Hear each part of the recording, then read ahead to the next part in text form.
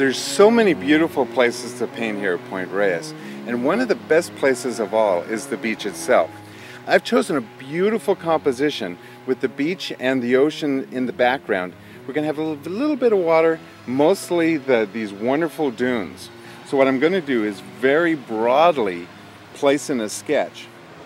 I'm going to paint these cliffs, or at least sketch them in at first. We're going to go back and paint these the proper color, but what I'm doing is very loosely sketching. As we progress with our sketch, it's a key point to also pay attention to the darks and lights. As the day progresses, the light's going to change a little, and I want to try to capture this morning light.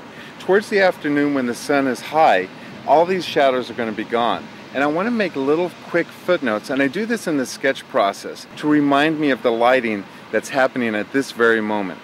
And I'm going to add more burnt sienna to my verticals, just because I want them to have a nice brown undertone.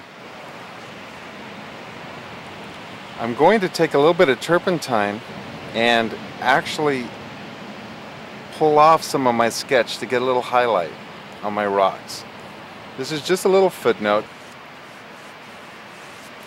There's very little water showing in this composition, and I'm making the foreground much darker. I want to get the values in.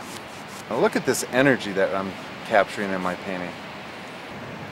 Also, it's important to realize that it is the gesture of the brushstroke that will count at the very end of the painting. If you bring a lot of energy into your sketch, that will play forth throughout the whole painting. Grab a paper towel, and you can always wipe off areas where you want light. So I'm thinking about the whole painting now. This is my main focal point in this area. I want to concentrate most of my lighting in the main focal point area. So I'm going to wipe some of that off. I'm going to take a little bit of turpentine. I'm also paying attention to angles. It's a 45-degree angle. So this is a straight angle that goes across with these rocks. And they have these wonderful little green highlights on the top of them. Also, we have to remember too, it seems like this is high tide right now. So if the tide goes out, we could end up with a lot more beach. I like it the way it is right now. And at this point too, you can experiment around.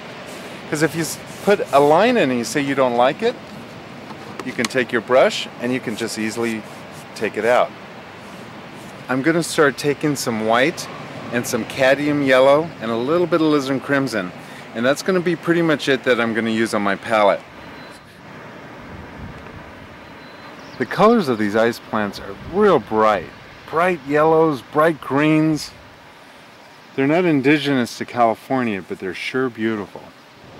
I'm just very quickly softening some of the edges before we start doing the flowers. And now we're going to add a little bit of purple onto our palette. At this point you could just go through your box and find some interesting color, because we're going to start painting the flowers. So what I'm going to do is I'm actually going to squeeze out some colors out of the tube. And these colors are going to be like violets and phthalo red rose. And just put a few little flowers on top of these greens. There's some extreme yellow ones that go in. Beautiful, beautiful colors. When we started painting, all of these ice plants were all closed up, and now they've opened up for the sun. What a beautiful day at Point Reyes. I'm going to add a little bit more gray to this yellow color, and we're going to put in some of these pebbles.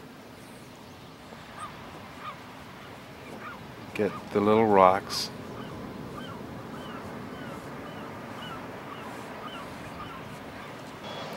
And now with our flowers done, it's time to finish up our painting. We've had a beautiful day here at Point Reyes, and unfortunately we'll have to go. But we'll first pick up our signature brush and sign the painting.